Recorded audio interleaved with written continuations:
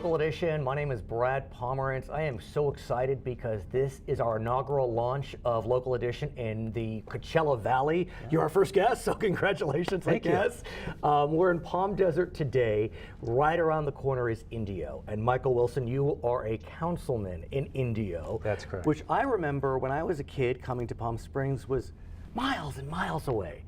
Not so much anymore. No, not so much at all. It's very fast-growing town. Right. At about 1995, we became the largest city in the Coachella Valley, and we've just continued on since then. And you grew up in Indio, so you've seen Indio literally grow up. I have.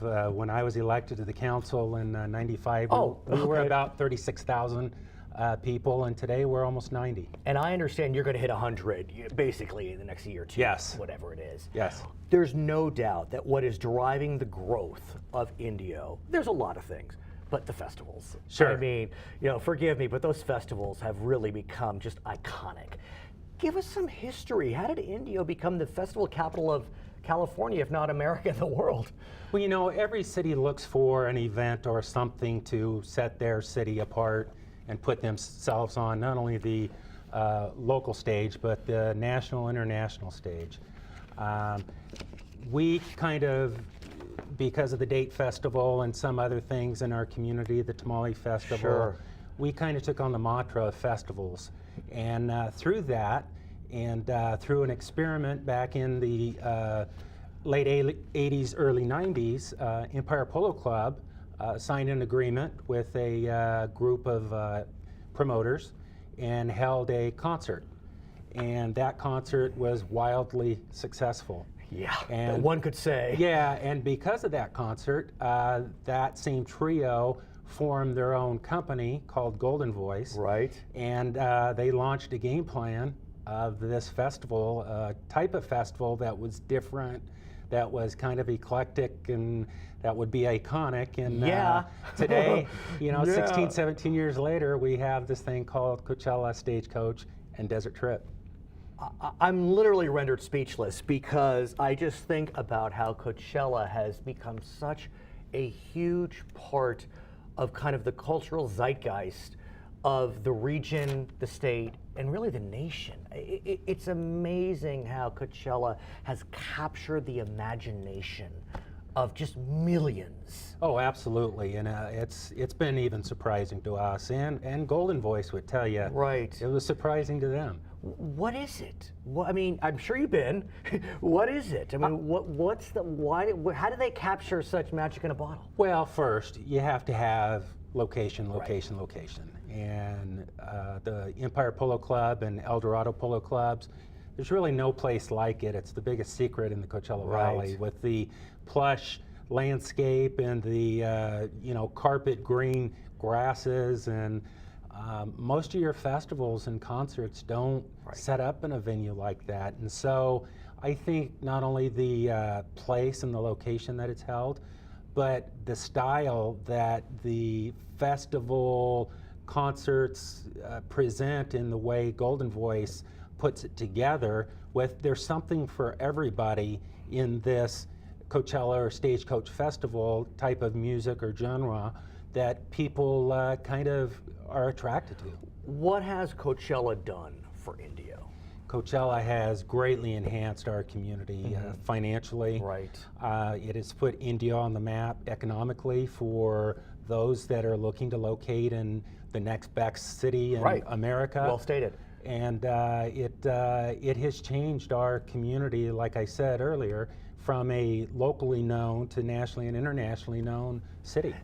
Yet, like you have said, the City of Festivals is not just Coachella. Correct. I mean, you have festivals going on virtually every month, but for those really hot summer months.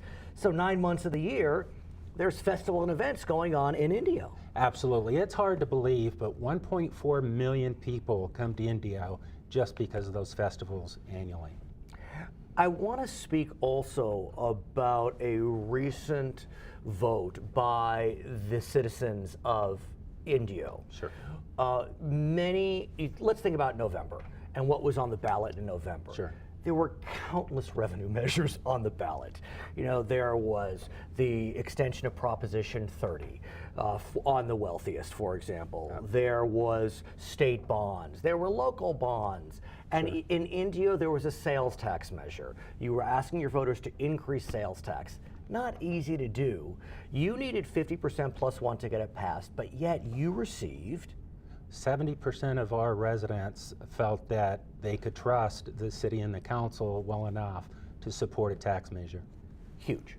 Big. I mean, it's really huge. I mean, look, we are in the Coachella Valley. I wouldn't call it the bluest of blue regions. I mean, you know, it's still California, but for 70% of your voters to say, we trust you with our dollars, and we are going to say yes by a 70% margin, that says a lot about what the residents feel in terms of Indio city government. Absolutely. Since 2010 and the start of this current council fabric or makeup, we've been on a path of planning and developing our future vision and goals and objectives.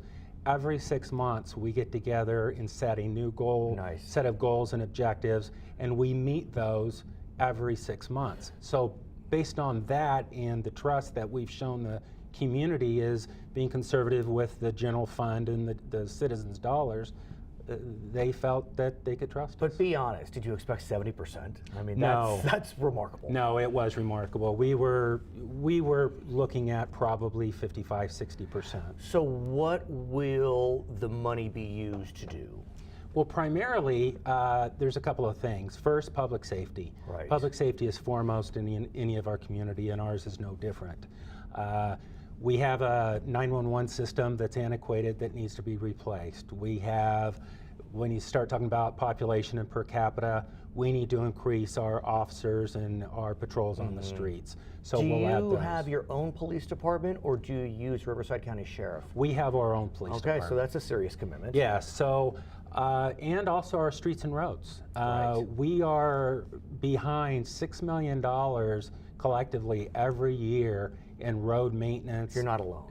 It's a statewide problem. Exactly, and we're going to see about $3 million a year of the 8.5 that'll be coming in from Measure X just on streets and roads. And I'd be remiss if I didn't mention that as a result of the growth of Indio, you are seeing an explosion of new businesses. I mean, I could go list by list. Big Rock, Dunkin' Donuts, Sonic, CrossFit Shadow Hills, you have new hotels coming in, you have new car dealerships coming in. I mean, it keeps going. It does, and the thing that we're blessed with is we have a lot of virgin, undeveloped land that caters right into that growth. But we also have the story and the population that supports its local businesses that says, come do business in Indio and it'll be a good choice for you. And it's been challenging or not so much to convince these businesses to come? Because look, you're surrounded by Palm Desert, Rancho Mirage, Cathedral City, I mean, a lot of great cities. Why Indio? For many years, it's been a big challenge, but more recently, it's been a lot easier. And I would go back to the festivals. I would go back to Coachella Stagecoach. Those types of things create the environment for hotels, because they know they're going to fill their rooms.